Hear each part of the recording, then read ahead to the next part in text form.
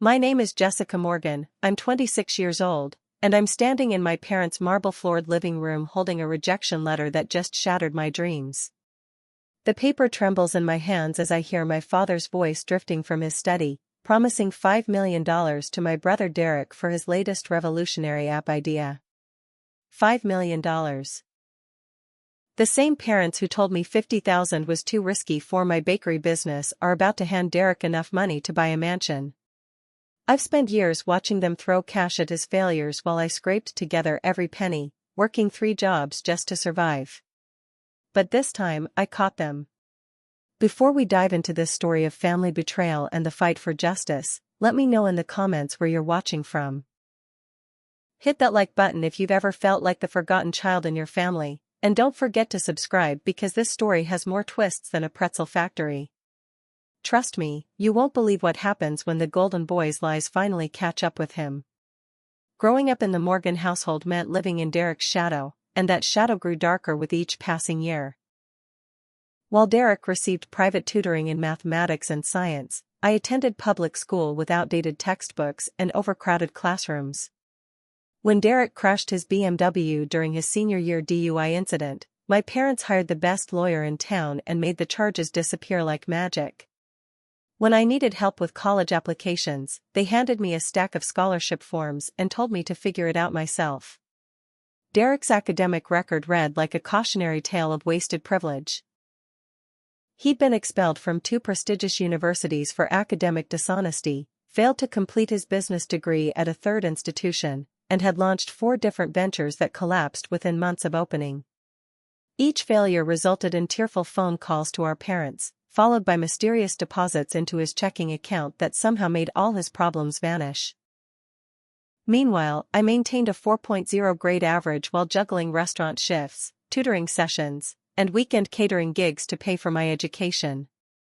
The rejection letter in my hands represented 18 months of meticulous planning, market research, and financial projections.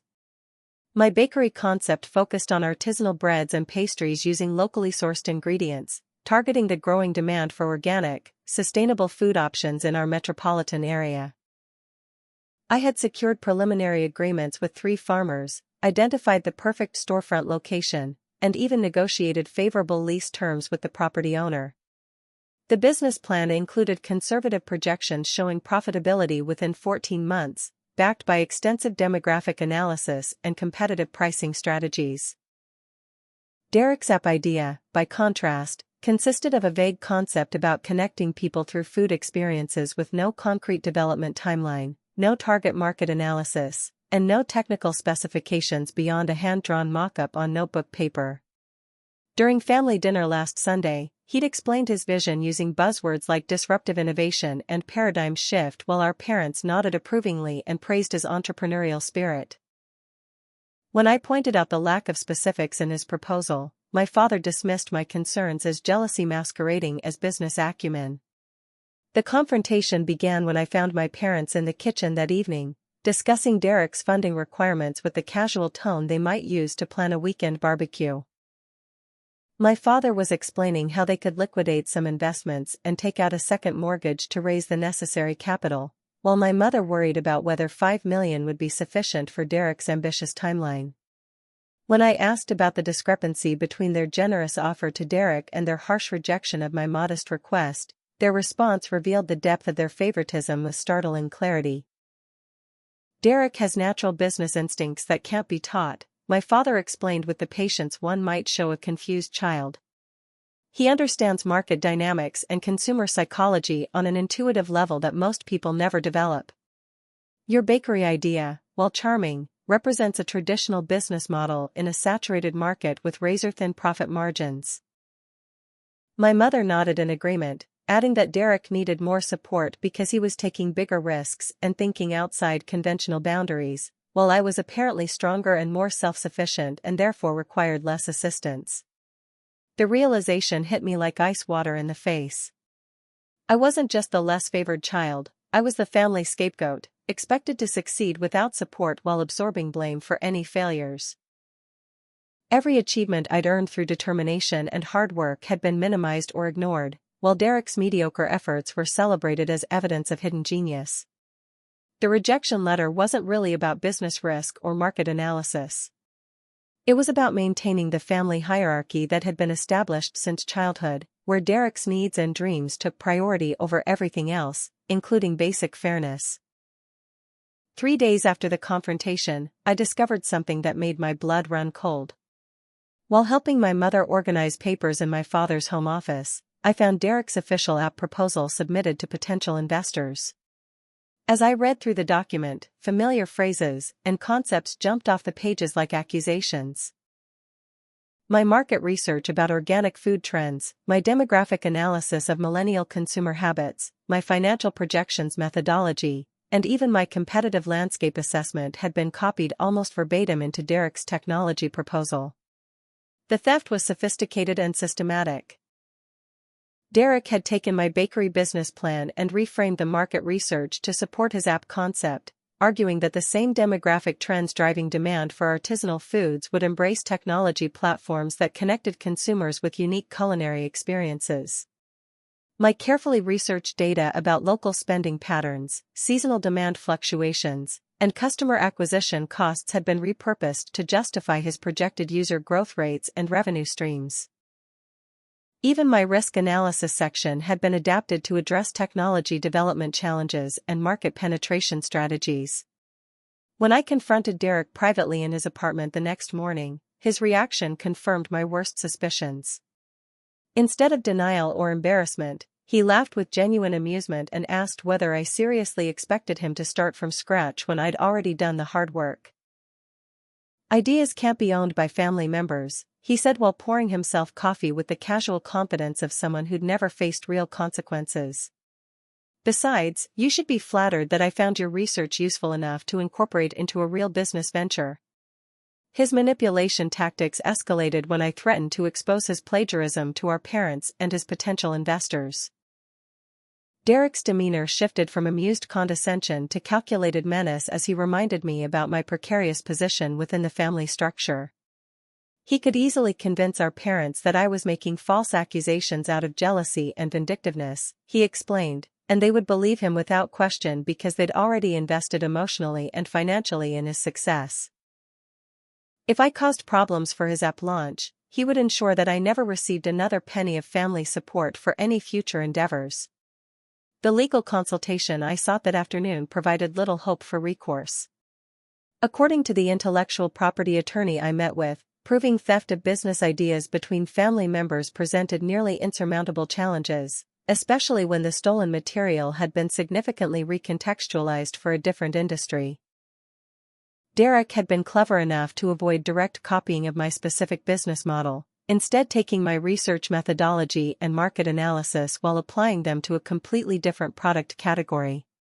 Without smoking gun evidence like emails or recorded conversations acknowledging the theft, pursuing legal action would be expensive, time-consuming, and unlikely to succeed. My parents' reaction when I presented them with side-by-side comparisons of the two business plans exceeded my worst expectations.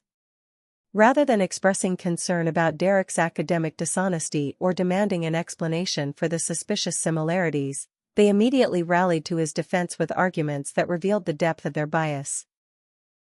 My father suggested that maybe Derek had simply improved upon my mediocre ideas by applying them to a more innovative business model, while my mother wondered aloud whether I was making mountains out of molehills because I couldn't accept that Derek might be more creative than I was. The emotional breakdown came that night when I realized the full scope of my isolation within my own family.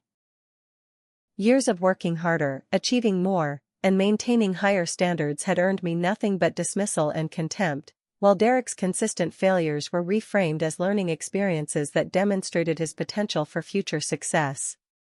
The financial records I'd glimpsed in my father's office told the real story.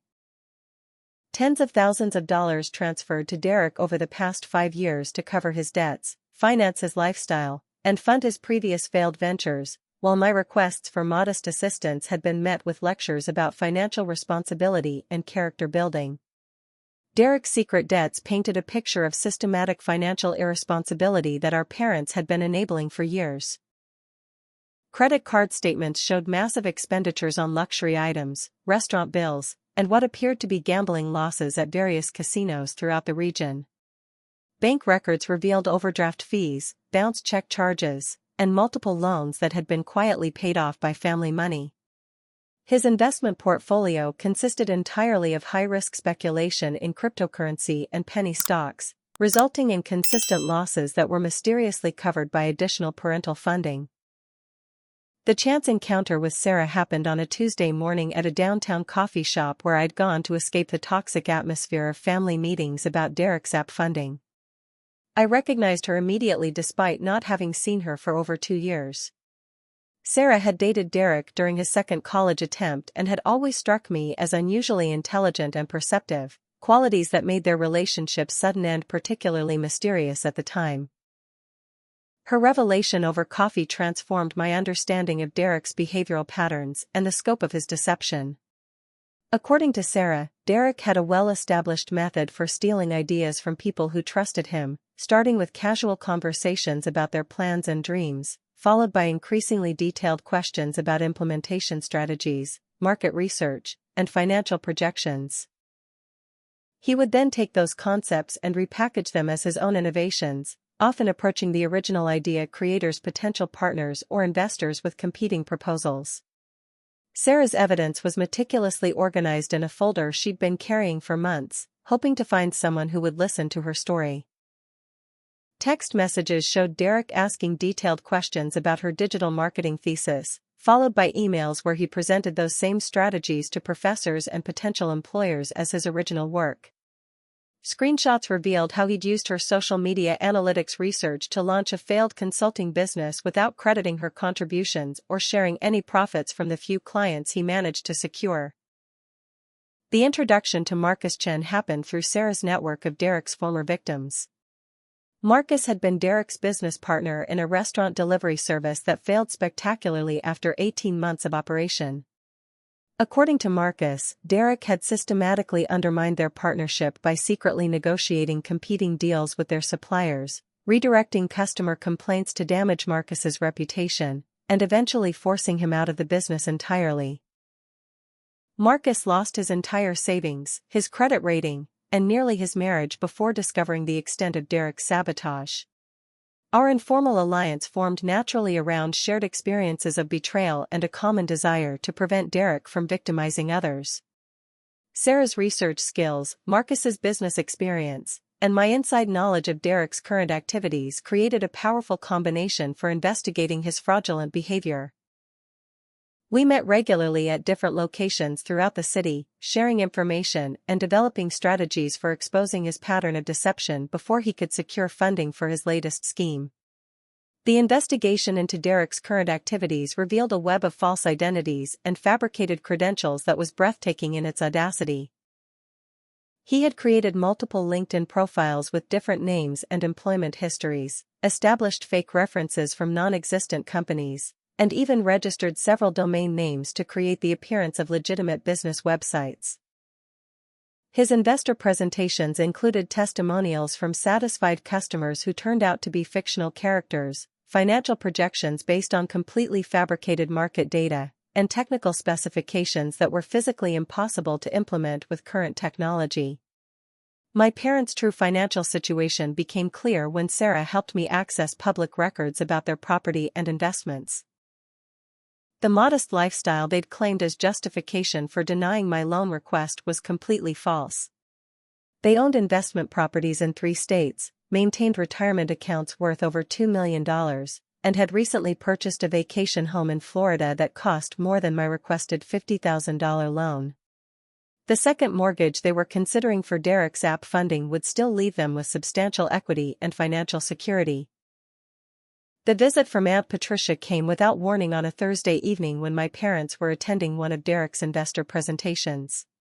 Patricia had been estranged from our family for reasons that were never clearly explained to me, and her sudden appearance at my apartment suggested urgency that made my stomach clench with apprehension.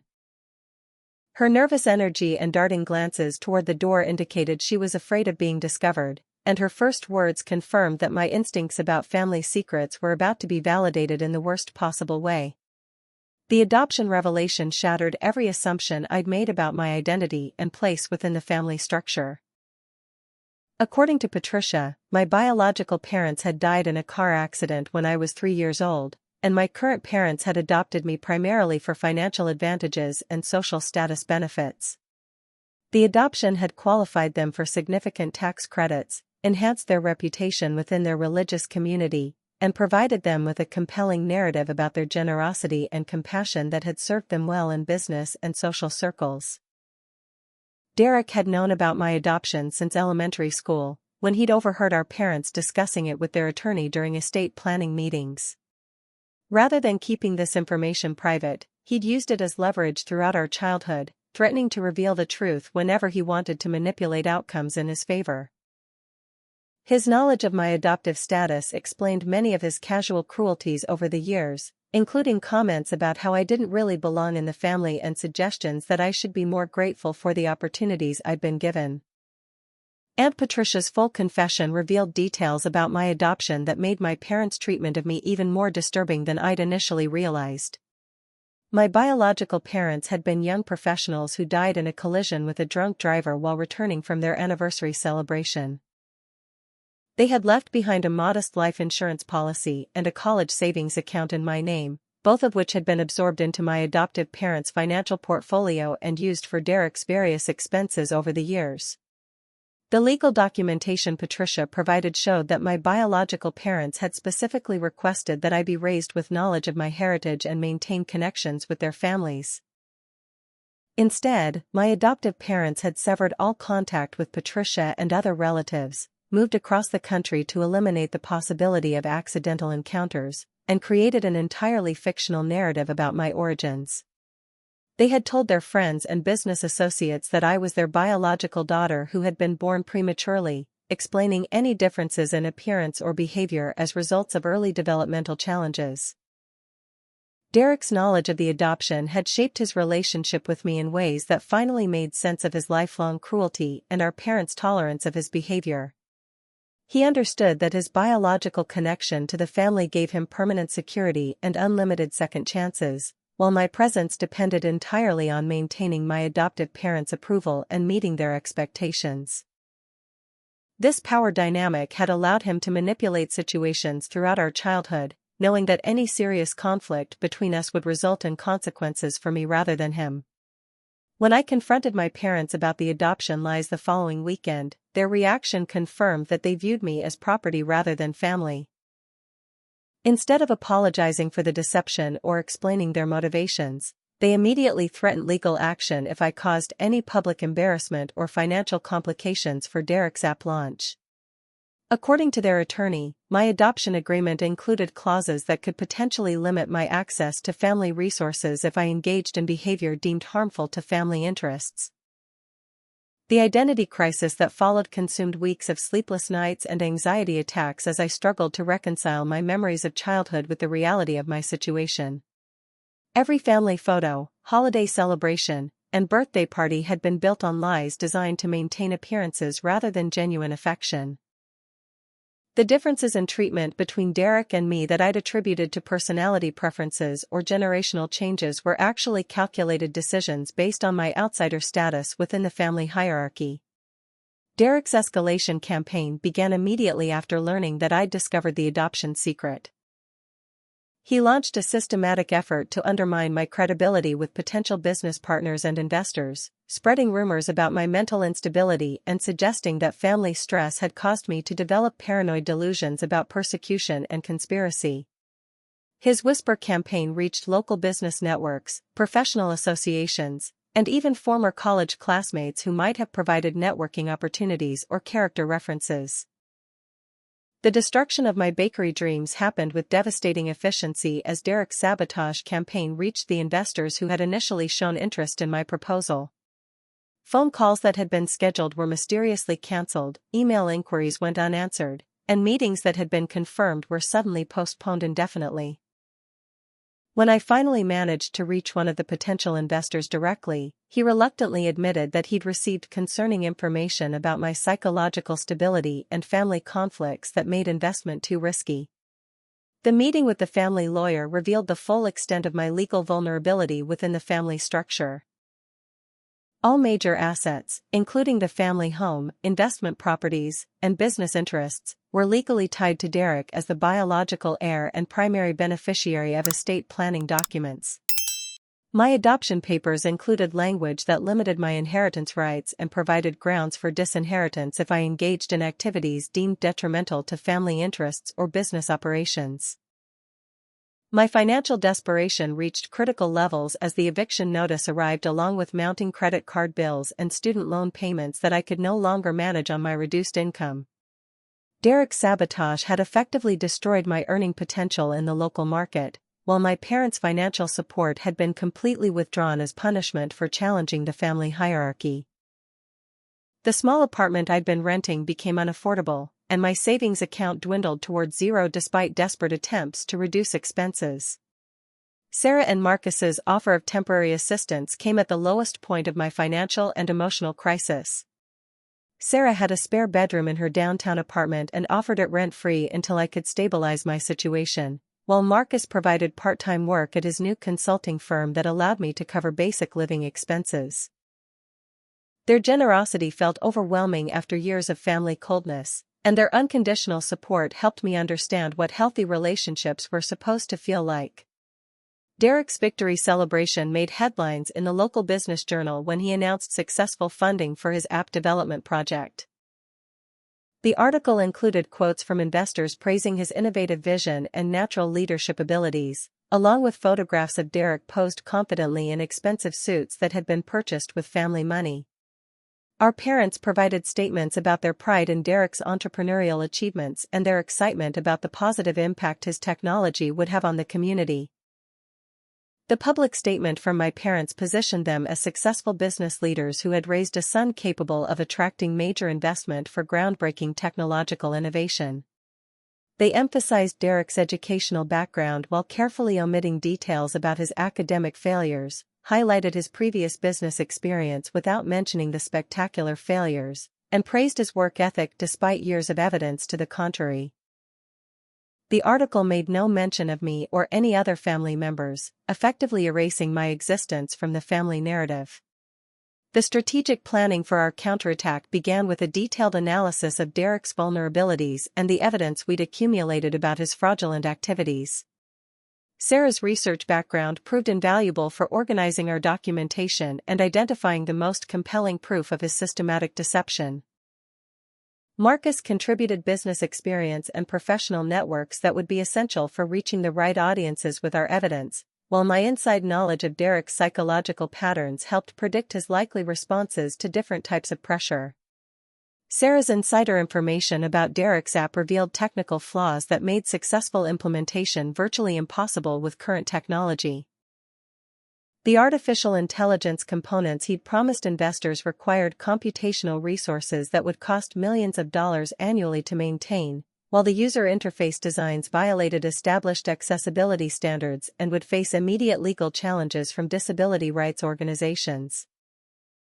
His projected timeline for development and market launch ignored fundamental software engineering principles and assumed technological breakthroughs that leading experts considered unlikely within the next decade. Marcus's connection with investigative journalist Rebecca Torres opened possibilities for exposing Derek's pattern of fraud to audiences beyond our immediate network. Rebecca specialized in stories about white-collar crime and family dysfunction among wealthy families, with particular interest in cases where privilege and entitlement enabled systematic harm to others. Her previous articles had resulted in criminal investigations, regulatory changes, and significant legal consequences for the perpetrators she exposed. Rebecca's initial interest focused on the broader pattern of family favoritism and financial manipulation rather than Derek's specific crimes. She explained that readers were increasingly interested in stories about economic inequality and generational wealth transfer, especially when they involved clear examples of unfairness and abuse of power. My adoption status and the misappropriation of my biological parents' financial legacy added compelling personal elements that would help readers connect emotionally with the larger issues. The evidence compilation process required weeks of careful organization and legal review to ensure accuracy and avoid potential defamation claims. We assembled financial records showing the flow of family money to Derek's failed ventures, documented his plagiarism of my business plan with side-by-side comparisons, compiled testimony from his previous victims, and gathered proof of his fraudulent investor presentations. Each piece of evidence was cross-referenced and verified through multiple sources to create an unassailable foundation for public exposure.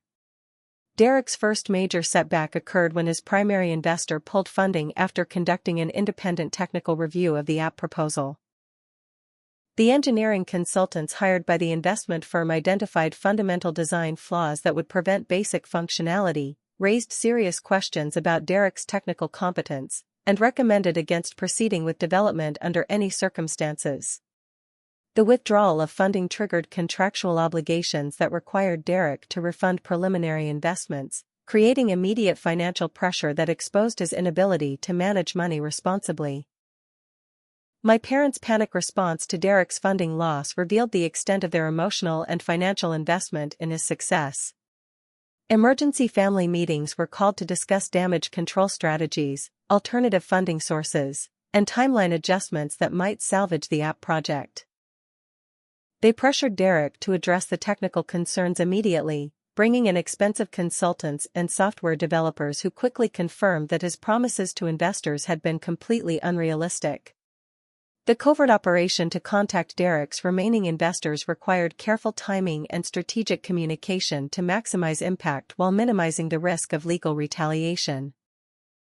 I reached out to each investor individually using anonymous email accounts, providing carefully curated evidence packages that highlighted the most damaging information about Derek's history of fraud and failure. The communications were designed to appear as concerned whistleblowing rather than personal vendetta, focusing on protecting innocent investors rather than pursuing revenge. Anonymous tips to the broader investor network accelerated the collapse of Derek's funding prospects as word spread through professional channels about the technical problems and credibility questions surrounding his proposal.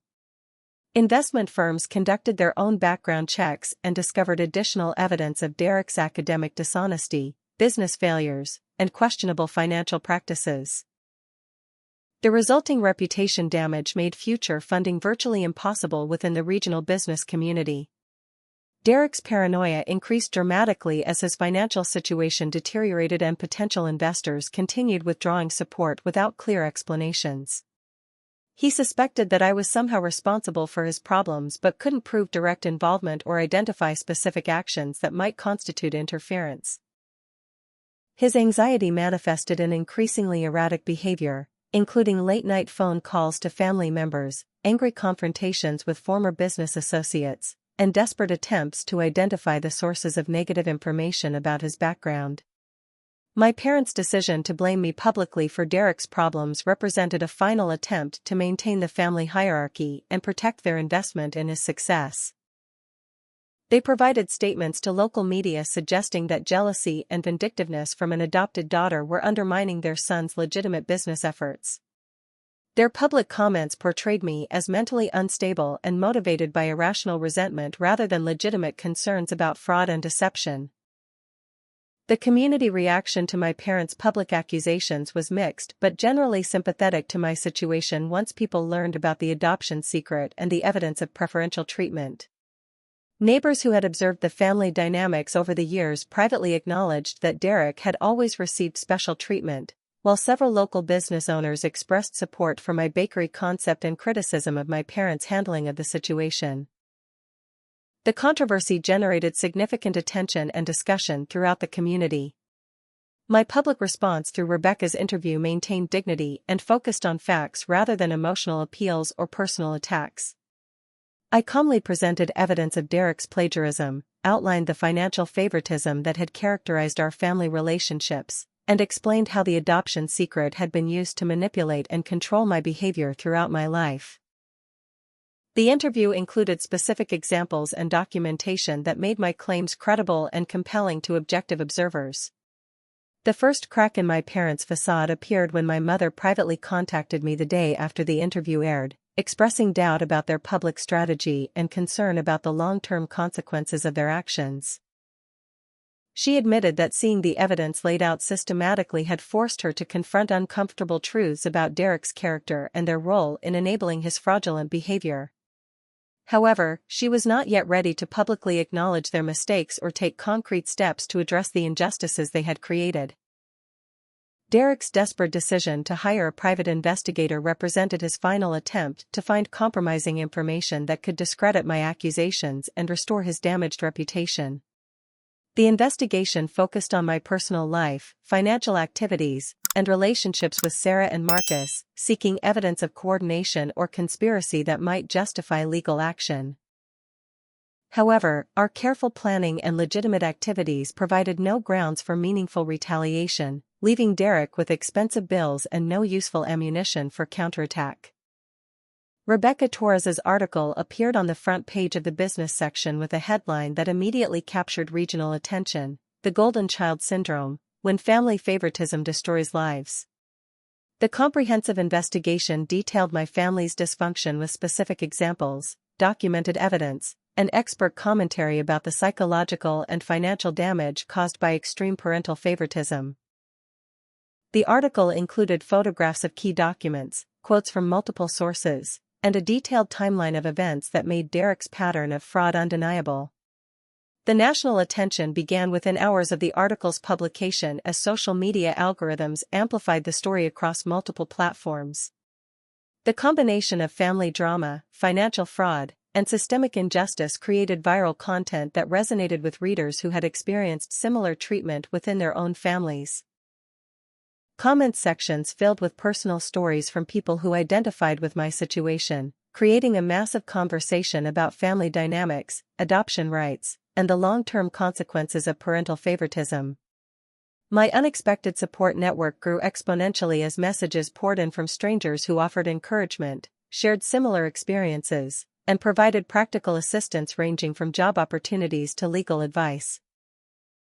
Several successful business owners reached out with offers to mentor my bakery venture, while family therapists and social workers provided resources for processing the emotional trauma of discovering my adoption and confronting years of psychological manipulation. Derek's app funding completely collapsed within 48 hours of the article's publication as investors fled to protect their reputations and avoid association with the scandal. The remaining investors demanded immediate refunds of preliminary payments, triggered contract clauses that imposed financial penalties for misrepresentation, and initiated legal proceedings to recover their losses. Derek's inability to meet these obligations resulted in additional legal complications and further damage to his already devastated credibility. My parents' reputation suffered immediate and severe consequences within their professional and social circles as community leaders distanced themselves from the controversy and questions arose about their business ethics and personal character. Their country club membership was quietly suspended pending an internal review of their conduct, while several business partnerships were terminated or placed under review. The social isolation was particularly painful for my mother, who had invested heavily in community relationships and charitable activities that were now compromised by the family scandal. Derek's rage escalation began with increasingly threatening phone calls and text messages directed at me, Sarah, and Marcus as his financial situation became desperate and his prospects for recovery disappeared. The threats initially focused on legal retaliation and public embarrassment, but gradually became more personal and concerning as his mental state deteriorated under pressure. His language became increasingly violent and unpredictable, suggesting that professional intervention might become necessary to ensure everyone's safety. The vandalism of my car occurred on a Tuesday night in the parking garage beneath Sarah's apartment building, where Derek apparently believed he could act without being observed or identified. Security cameras captured him slashing tires, scratching paint with metal objects, and attempting to break windows with what appeared to be a crowbar or similar tool. The damage was extensive enough to total the vehicle, but more importantly, his reckless behavior had provided clear evidence of criminal activity. The restraining order application included video evidence of the vandalism along with documented threats and a detailed history of harassment that demonstrated escalating dangerous behavior. Marcus's connections within the legal community helped expedite the process and ensure that the order included provisions protecting Sarah and himself as potential targets of Derek's retaliation. The legal documents also included financial penalties and criminal charges that would be triggered by any violations of the protective order. Derek's arrest happened at his apartment the following morning when police arrived with warrants based on the security footage and vandalism charges. His shocked reaction suggested he had not considered the possibility of criminal consequences for his actions, despite the clear evidence of his guilt and the serious nature of his threats. The arrest was covered by local media outlets that were already following the family controversy, adding criminal charges to the growing list of Derek's legal and financial problems. My parents' final manipulation attempt came in the form of a carefully orchestrated appeal for family unity and forgiveness that ignored their own role in creating the crisis.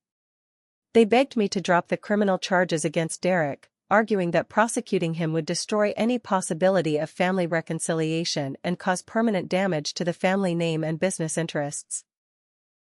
Their appeal focused on Derek's potential rather than his actions, suggesting that everyone would benefit from giving him another chance to prove himself. My refusal to drop the charges was based on hard-learned understanding that enabling Derek's behavior had created the current crisis and would only lead to more serious problems in the future. "Family protects each other," I told them, "but you never protected me from him, and I won't protect him from the consequences of his choices." The decision represented a fundamental shift in my relationship with the family hierarchy and my willingness to prioritize my own safety over their preferences and expectations.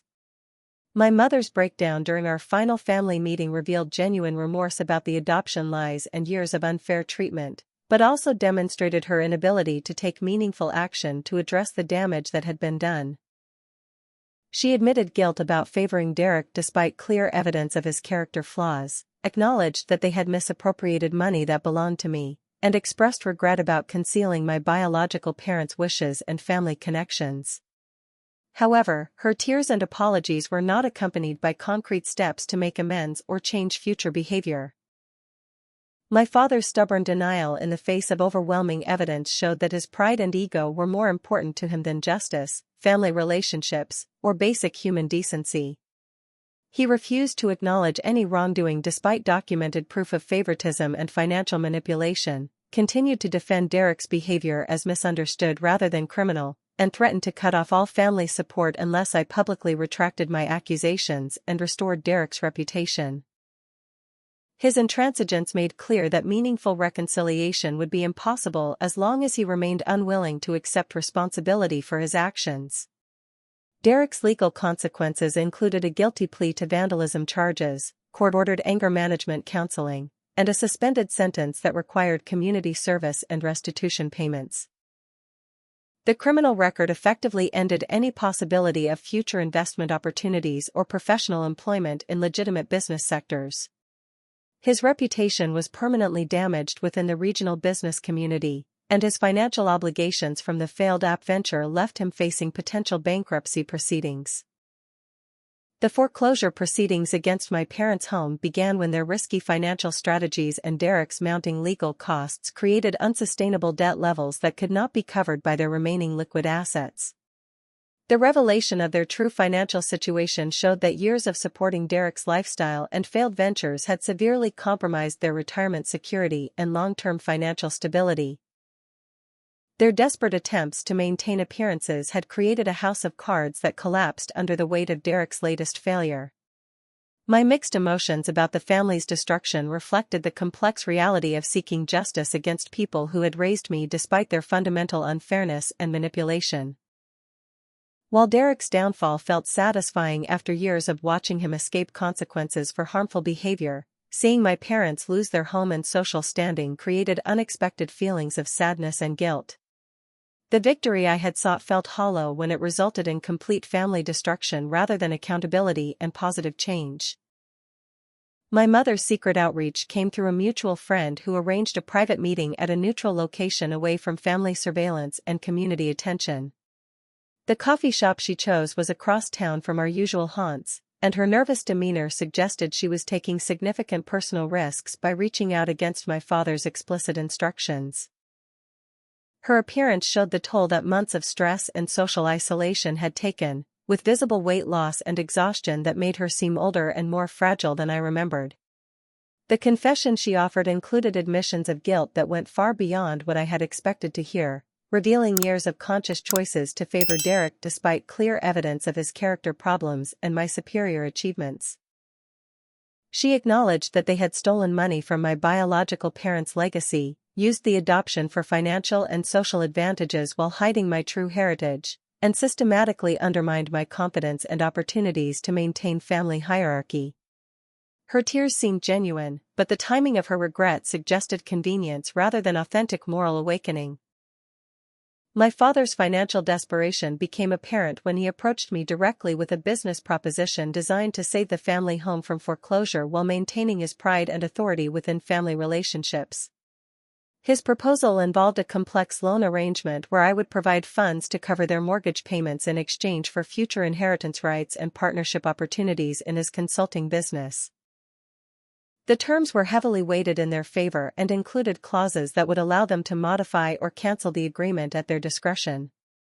The conditions I established for any financial assistance required full public acknowledgement of their wrongdoing, complete transparency about family finances and Derek's debts, and concrete steps to address the injustices they had created over the years. My demands included public apologies, restitution for stolen money, and legally binding commitments to treat me as an equal family member rather than a second-class adoptee. I also required them to provide full information about my biological family and facilitate connections with surviving relatives.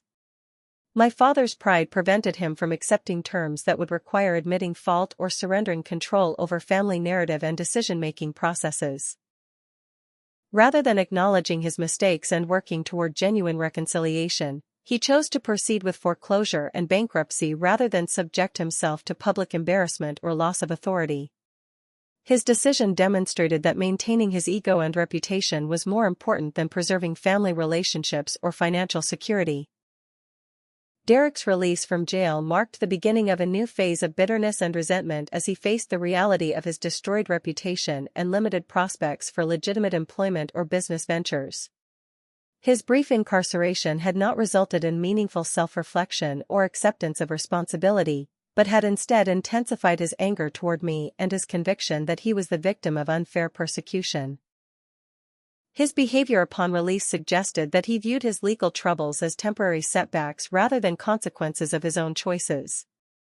Derek's final revenge attempt involved a sophisticated campaign to sabotage my developing business relationships and professional reputation through social media manipulation, fake reviews, and coordinated harassment. He created multiple fake accounts to post negative comments about my character and business competence, contacted my potential partners with fabricated stories about my mental health and reliability, and even attempted to hack my email accounts to gain access to private communications that might be used against me.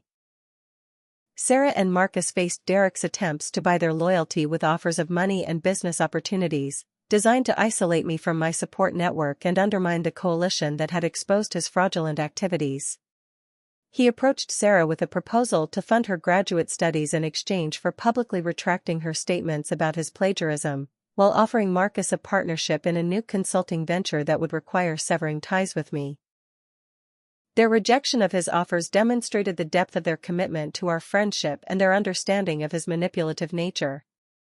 The business breakthrough came when a regional investor who had been following the public controversy decided that my resilience and integrity made me an attractive business partner despite the family drama surrounding my situation. Rebecca's article had actually enhanced my reputation among people who valued authenticity and determination over inherited privilege, and several potential partners expressed interest in working with someone who had overcome systematic disadvantages through merit and hard work. Community support continued growing as local business owners offered partnerships, mentorship, and practical assistance that compensated for the family support I had lost. The controversy had raised awareness about my bakery concept and generated sympathy for my situation that translated into concrete business opportunities and networking connections. Several established restaurants expressed interest in carrying my products, while a local business development organization offered reduced-rate consulting services and marketing support. My mother's divorce filing represented the first meaningful step she had taken toward accountability and positive change, finally choosing to distance herself from my father's destructive behavior and Derek's toxic influence. The legal proceedings revealed additional details about family finances and Derek's debts that supported my claims about financial manipulation and preferential treatment. Her decision to end the marriage created opportunities for individual relationship repair that had been impossible while she remained under my father's control. My father's complete isolation resulted from his refusal to acknowledge wrongdoing or adapt his behavior in response to changed circumstances and consequences. His stubbornness and pride had cost him his home, his marriage, his community standing, and his relationship with his surviving child, yet he continued to blame external factors rather than examining his own role in creating the crisis. His inability to accept responsibility made him increasingly irrelevant to my life and future plans. Derek's continued failures stemmed from his inability to find legitimate employment due to his criminal record and damaged reputation, combined with his unwillingness to accept entry-level positions that would require rebuilding his career from scratch. His sense of entitlement and expectation of special treatment made him unemployable in most professional settings, while his lack of practical skills or work ethic prevented success in manual labor or service industries. His financial situation continued deteriorating as legal obligations and living expenses exceeded his limited income. My first profitable quarter exceeded initial projections and validated the business model that my parents had dismissed as too risky and unsustainable. The success was particularly satisfying because it was achieved through merit and hard work rather than inherited advantages or family connections. The financial independence provided security and confidence that had been missing throughout my adult life, while the positive customer feedback confirmed that my products and services met genuine market needs. The private investigator's report arrived in my mailbox on a Wednesday morning, delivered by the man Derek had hired to find compromising information about my activities and relationships. Instead of providing Derek with ammunition for retaliation, the investigator had discovered evidence of Derek's attempts to fabricate evidence and manipulate the investigation process. The detailed documentation showed Derek offering additional payment for false information, requesting illegal surveillance activities, and providing fabricated background details designed to justify more aggressive investigative tactics. My legal victory in the defamation lawsuit against Derek provided both financial compensation and public vindication of my accusations about his character and behavior. The court proceedings had given me the opportunity to present comprehensive evidence of his systematic fraud, plagiarism, and harassment, while Derek's legal representation had been unable to provide credible alternative explanations for the documented facts. The judgment included monetary damages, legal fees, and court orders requiring Derek to cease all contact and harassment. The financial compensation from Derek's remaining trust fund provided partial restitution for years of financial disadvantage and stolen opportunities, though the amount was smaller than expected due to his accumulated debts and legal obligations. The money represented justice rather than charity, and I used it to accelerate my business expansion plans while establishing a scholarship fund to help other adoptees pursue higher education and entrepreneurial ventures. The symbolic value of forcing Derek to pay for his crimes was more important than the actual dollar amount. My father's health crisis began with chest pains during a particularly stressful meeting with bankruptcy attorneys, escalating into a full cardiac event that required emergency medical intervention. The heart attack was attributed to years of stress, poor lifestyle choices, and the emotional toll of recent events, though his doctors suggested that addressing his psychological issues would be essential for complete recovery.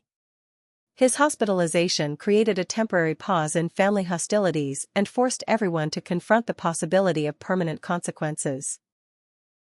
The moral dilemma about visiting my father in the hospital tested my commitment to maintaining boundaries while preserving my humanity and capacity for forgiveness. Despite years of mistreatment and his continued refusal to acknowledge wrongdoing, I struggled with guilt about potentially allowing him to die alone and estranged from family. The decision to visit was motivated by my own values rather than his behavior, representing a choice to act according to my principles rather than his example. The hospital confrontation provided the first honest conversation my father and I had shared since childhood, as his brush with mortality temporarily stripped away the pride and defensiveness that had prevented meaningful communication. His deathbed apology included specific acknowledgments of favoritism, financial manipulation, and emotional abuse that went beyond general expressions of regret. He admitted that Derek had never deserved the preferential treatment, that I had been systematically undermined and cheated, and that the adoption secret had been used as a tool of control rather than protection. Derek's absence from the hospital revealed the ultimate consequences of his selfishness and inability to maintain relationships even with people who had sacrificed everything to support him. Despite years of unconditional financial and emotional support from our father, Derek was unwilling to interrupt his own activities to visit during a medical crisis. His absence spoke louder than any words about his true character and the emptiness of family bonds that were based on transaction rather than genuine affection. My father's recovery came with personality changes that suggested genuine psychological impact from his near-death experience and the loss of everything he had valued most. The humbling effects of bankruptcy, divorce, and social isolation had forced him to examine his priorities and acknowledge the role his own choices had played in destroying family relationships. His tentative attempts at rebuilding our relationship were marked by uncharacteristic humility and willingness to accept responsibility for past mistakes. My mother's new life in a modest apartment represented a dramatic departure from the luxury and social status that had defined her identity for decades. Her part-time job at a local bookstore provided basic income while allowing her to rebuild her sense of self-worth through honest work rather than reflected glory from family achievements. The simplicity of her new lifestyle seemed to bring genuine happiness that had been missing during years of maintaining appearances and managing family crises. My forgiveness journey required professional therapy to process the complex emotions surrounding years of systematic emotional abuse and the recent revelations about my adoption and stolen inheritance. Working with a counselor who specialized in family trauma helped me understand that forgiveness was about my own healing rather than absolving others of responsibility for their actions. The process allowed me to separate my self-worth from family approval while maintaining my capacity for healthy relationships. Derek's final downfall came when federal investigators discovered his involvement in a securities fraud scheme that extended beyond his app scam to include systematic investment fraud targeting elderly victims. His pattern of deception and manipulation had escalated to criminal enterprises that carried serious federal penalties, including potential imprisonment and lifetime prohibition from financial services industries. The charges were serious enough to warrant significant media attention and effectively ended any possibility of legitimate rehabilitation. My parents' complete role reversal became evident as they began approaching me for emotional support and guidance rather than treating me as a problematic dependent who required management and control. Their requests for advice about legal matters, financial planning, and relationship issues represented acknowledgement of my competence and judgment that had been absent throughout my childhood and young adulthood. The shift in power dynamics felt surreal after years of being dismissed and marginalized. The establishment of boundaries for rebuilding family relationships required clear communication about acceptable behavior and consequences for violations of trust or respect.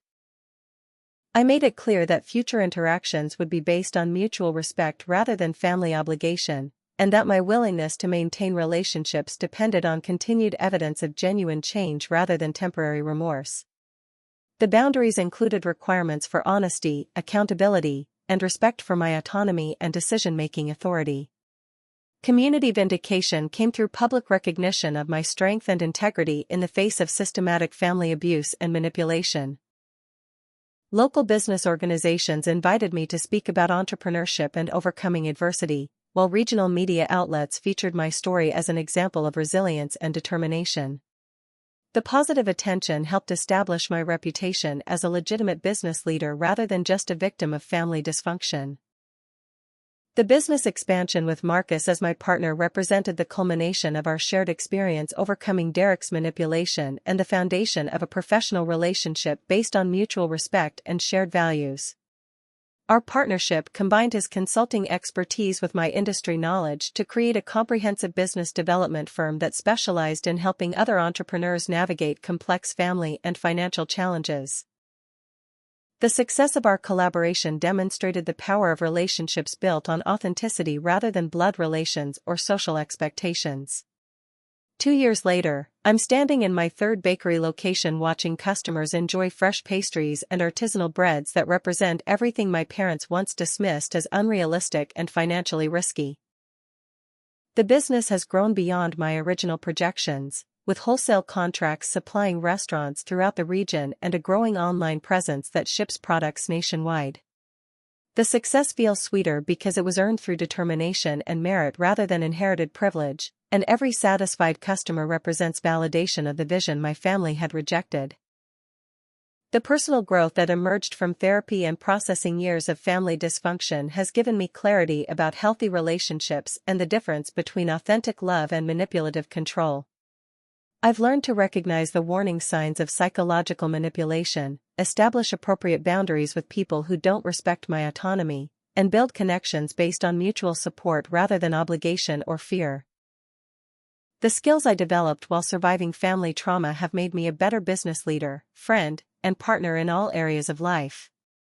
My current relationship developed naturally through shared interests and mutual respect rather than the desperate need for validation that had characterized my previous romantic connections. Dating someone who appreciates my independence and ambition rather than seeing them as threats has shown me what healthy partnership looks like when both people maintain their individual identities while supporting each other's goals. The relationship provides emotional security without requiring me to compromise my values or diminish my achievements to make others comfortable. My mother's transformation into a contributing member of my bakery team represents the possibility of redemption and positive change when people are willing to acknowledge their mistakes and take concrete steps toward improvement. Her work ethic and genuine appreciation for the opportunity to rebuild our relationship on equal terms has created a foundation for authentic connection that was impossible during years of enabling dysfunction and maintaining false hierarchies. She earns her place in my life through her actions rather than demanding it through biology or history. The limited relationship I maintain with my father requires constant vigilance and clear boundaries, but has provided opportunities for him to demonstrate genuine change rather than temporary remorse. Our supervised visits focus on present interactions rather than relitigating past grievances, and his acknowledgement of responsibility for family dysfunction has created space for cautious optimism about future improvement. The relationship will never return to traditional father-daughter dynamics, but it has evolved into something honest and sustainable. Derek's federal imprisonment removed him from our lives completely, providing safety and peace that had been impossible while he remained free to continue his pattern of manipulation and retaliation. His 5-year sentence for securities fraud includes mandatory psychological counseling and financial restitution to his victims, though his prospects for genuine rehabilitation remain doubtful given his consistent refusal to accept responsibility for his actions. The family has essentially erased him from consideration until he demonstrates authentic change. Sarah's success as an advocate for family abuse victims has transformed her personal trauma into meaningful work that helps others navigate similar challenges and seek justice for systematic mistreatment. Her organization provides legal assistance, counseling resources, and practical support for people dealing with family fraud, inheritance theft, and psychological manipulation. Our friendship has deepened through shared commitment to helping others avoid the isolation and despair we experienced during our worst moments. Marcus's partnership in our expanded business ventures has created professional success that neither of us could have achieved alone, while our personal friendship provides ongoing support for processing the psychological effects of Derek's betrayal and manipulation. His experience with family-enabled fraud gave him unique insight into helping other entrepreneurs protect themselves from similar exploitation, and our consulting practice has become regionally recognized for excellence in family business mediation and conflict resolution. The scholarship fund I established for adopted children pursuing business degrees has provided educational opportunities for dozens of young people who might otherwise have struggled with limited family support and unclear identity issues. The program includes mentorship components and networking opportunities that address the emotional challenges of adoption along with practical business training. Giving back to others facing similar challenges has provided meaning and purpose that makes my own struggles worthwhile. The healing journey has taught me that family relationships should enhance rather than diminish individual potential, and that healthy love supports personal growth rather than demanding conformity to dysfunctional patterns. I've learned to distinguish between people who genuinely care about my well-being and those who see me as a resource to be exploited or controlled. The ability to build chosen family through authentic friendships has created security and belonging that my biological and adoptive families never provided. The life lesson that emerged from years of systematic mistreatment is that self-worth must come from internal validation rather than external approval, especially from people who have demonstrated inability or unwillingness to provide fair and consistent support. Seeking approval from those who are committed to maintaining unfair hierarchies is a losing proposition that prevents authentic happiness and success. True confidence comes from aligning actions with values rather than performing for audiences who will never be satisfied. My inner peace was achieved through accepting that I cannot change other people's behavior or force them to treat me fairly, but I can control my responses and choices about which relationships to maintain and invest in. The freedom that comes from releasing impossible expectations about family behavior has created space for genuine happiness and authentic connections with people who appreciate rather than exploit my strengths and vulnerability. The future vision I'm building focuses on expanding my business empire through merit-based partnerships and ethical practices rather than the nepotism and manipulation that characterized my family's approach to success. Every business decision is evaluated based on fairness, sustainability, and positive impact rather than short-term advantage or personal favoritism. The company culture emphasizes accountability and authentic relationships that support individual growth while achieving collective goals. The final reflection on my journey emphasizes that sometimes losing toxic family relationships is the price of gaining an authentic life free from manipulation, false expectations, and systematic undermining of personal potential. The temporary pain of family estrangement was ultimately less damaging than the chronic stress of trying to earn love from people who were incapable of providing it consistently or fairly. True family consists of people who celebrate rather than sabotage each other's success. The inspirational message I want to share is that strength often comes from surviving experiences that should have destroyed your spirit but instead taught you resilience and clarified your values. The skills developed through overcoming systematic abuse and manipulation become advantages in building healthier relationships and making better choices about which people deserve access to your time and energy. Every challenge overcome becomes evidence of your capacity to handle whatever comes next. If you've made it this far in my story, you probably recognize some of these family dynamics from your own experience or that of people you care about. Let me know in the comments what resonated most with you about this journey from family scapegoat to successful entrepreneur. Have you ever had to choose between family loyalty and personal integrity? How did you handle situations where the people who should have supported you were actually undermining your success? I'd love to hear your thoughts and experiences because knowing we're not alone in these struggles makes all the difference. Please hit that like button if this story reminded you that your worth isn't determined by family approval, and subscribe for more stories about overcoming toxic family dynamics and building authentic success. Share this video with anyone who might need to hear that it's possible to create a meaningful life even when the people who raised you refuse to support your dreams. Remember that chosen family often provides the love and acceptance that biological family couldn't or wouldn't give, and that your biggest victories might come from proving wrong the people who never believed in you. Thank you for listening to my story and for being part of a community that understands the complexity of family relationships and the courage required to choose authenticity over approval. I wish each of you the strength to build relationships that celebrate your potential rather than limiting it, and the wisdom to recognize the difference between people who deserve your loyalty and those who merely demand it. Stay strong, keep growing, and never let anyone convince you that their inability to see your worth reflects your actual value.